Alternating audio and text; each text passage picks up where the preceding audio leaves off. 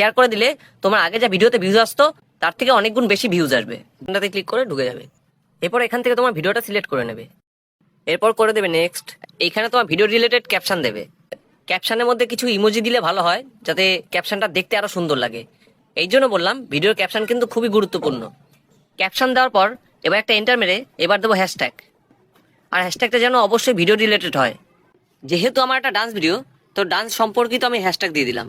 তো তোমাদের ভিডিও অনুযায়ী তোমরা হ্যাশট্যাগ দেবে। এরপর হলো মেইন কাজ। এখানে দেখবে শেয়ার টু স্টোরি, এটাকে অন করে রাখবে। এরপরে তোমাকে লোকেশন অ্যাড করতে হবে। তো এখানে লোকেশনে ক্লিক করে আমি করে নিলাম।